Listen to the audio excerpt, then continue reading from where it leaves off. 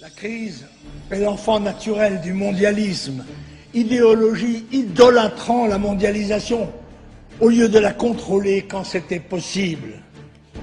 Les apprentis sorciers qui ont le projet de détruire les nations pour construire le rêve cauchemardesque du village global, l'utopie d'un monde égalitaire, mais où tout de même il y aurait des gens plus ou moins égaux, sans différence de race, mais il y en aurait quand même qui auraient le droit de se maintenir dans leur intégrité, tandis que d'autres seraient vivement engagés à se métisser, sans différence de sexe, ni de religion, ni finalement d'opinion, tous étant contraints, y compris par la loi et sous menace de sanctions pénales, de croire à la vulgate antiraciste et de se soumettre à la pensée unique. Ces apprentis sorciers ont conduit le monde à la ruine, les peuples à la misère et peut-être demain à la guerre. L'Union européenne a été, en ce qui nous concerne, l'un des vecteurs de cette catastrophe, sacrifiant à l'illusion qu'en unissant des faiblesses et en collectivisant les peuples d'Europe, on arriverait à créer un État oligarchique sur le modèle américain, sans voir, ou pour certains en l'espérant, la déréliction de la nation, la suppression des frontières, la perte de notre souveraineté politique, militaire et monétaire, en brisant le ressort national et monétaire.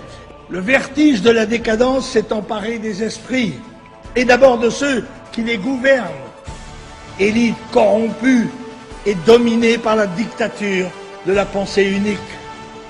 Dans le même temps où se décomposaient les grands services publics, sous la pression extérieure ou la subversion intérieure, l'armée, l'éducation nationale, la moralité publique et privée se dégradaient sous l'impact des moyens modernes de communication que sont la télévision et Internet. On va ainsi détruire nos traditions locales, culturelles, culinaires, notre façon de vivre pour mieux nous préparer au grand métissage internationaliste afin d'être identiques en tout point du globe et nous satisfaire des standards de consommation fournis par le nouvel ordre mondial. Fini les fromages au lait cru réputés impropres à la consommation. Fini le droit imprescriptible de chasse, car les bobos triomphent à Bruxelles. C'est là une véritable opération de subversion révolutionnaire. Les temps qui viennent s'annoncent difficiles. Des réductions déchirantes de niveau de vie sont inéluctables si l'on continue la politique suivie depuis 25 ans par la gauche et la droite confondues. La politique de suppression pure et simple de nos frontières physiques, commerciales, migratoires, sanitaires et internationales. Cette politique de suppression de nos frontières, cette politique d'intégration mondiale de la France, elle n'est pas tombée du ciel. C'est l'Europe qui l'a mise en œuvre, c'est l'Union européenne. C'est pour cela que nous l'appelons euromondialiste. Cette politique qui a fait des preuves de sa nocivité, de sa dangerosité, les Français l'ont refusée le 29 mars 2005 en disant massivement non au référendum sur la Constitution européenne, alors que l'immense majorité des politiciens appelaient contre nous à voter oui. La société de consommation et de loisirs a explosé. La recherche de nouveaux marchés a poussé à la mondialisation des économies qui s'est accélérée sous l'impulsion des multinationales. Il fallait donc démanteler les frontières économiques pour augmenter la satisfaction des besoins, pour abêtir les peuples par la publicité et le nivellement par le bas au service exclusif des spéculateurs internationaux. La classe politique a défendu et promu cette Europe monde, ouverte à tous les vents du dumping monétaire, fiscal et social des pays à bas coût de travail. Après la création d'un marché commun sans frontières, le projet de l'Union européenne consiste désormais à instaurer une dictature bureaucratique via le super-État européen. Je l'avais pressenti dès 1957, c'est pas hier matin, au début du processus, lorsque, jeune député, j'ai voté contre le traité de Rome. Oui, d'emblée, j'avais perçu les risques de dérive que ce projet portait en lui à la lecture de ses promoteurs, les Monnet, les Koudenov, Kalergi, qui rêvaient de construire les États-Unis d'Europe sur le modèle des États-Unis d'Amérique. La fondation de cette Europe passe donc par l'adoption d'une constitution ou de sa refonte sous le nom de traité de Lisbonne.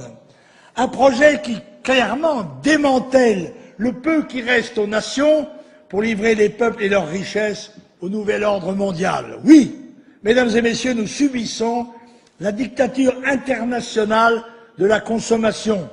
Nous subissons la gouvernance globale de l'hyperclasse mondiale, cette nouvelle classe dirigeante transnationale. Bruxelles veut supprimer les nations pour aller au bout de sa logique euromondialiste. Pour cela, il faut une Europe affaiblie, ayant perdu son âme et ravalée au rang de région de consommation de masse, au sens de l'État-nation dominé par les puissances financières.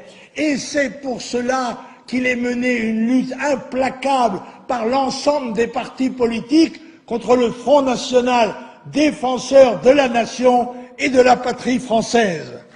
Ce pouvoir mondialiste est impitoyable, qui diabolise ou punit par les armes les peuples réfractaires, comme la Serbie et l'Irak hier, peut-être l'Iran demain.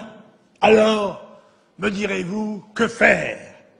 D'abord, ne pas se tromper, car avant toute thérapeutique efficace, il doit y avoir un diagnostic juste.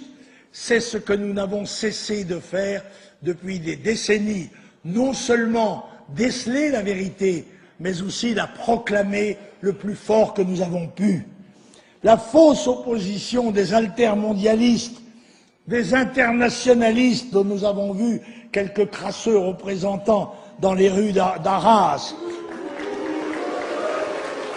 favorables au marxisme et au métissage obligatoire, comme le facteur du NPA, les Verts ou Beauvais.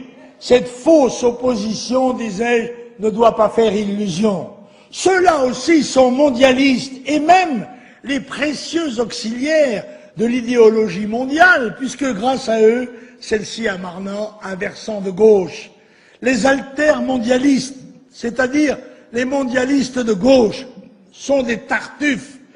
Et nous avons, nous, le devoir d'expliquer à nos compatriotes que le mondialisme est intrinsèquement pervers. Oui, nous sommes des patriotes, fiers de l'être, qui voulons sécuriser leur peuple d'abord, plutôt que de se lancer dans des aventures folles dont la course ne peut mener qu'au chaos. La patrie ne peut être sauvée que si l'on rompt avec les compromissions et les trahisons du système en place. La politique étrangère de l'Union européenne consistera à faire un outil militaire commun, flanc occidental de la grande armée mondiale que dirigera demain Washington, au service d'ailleurs de ses intérêts exclusifs. Nous ne voulons pas d'une Europe cheval de Troie des fonds d'investissement anglo-saxons. Ensemble, barrons la route aux banksters et autres requins de la finance internationale.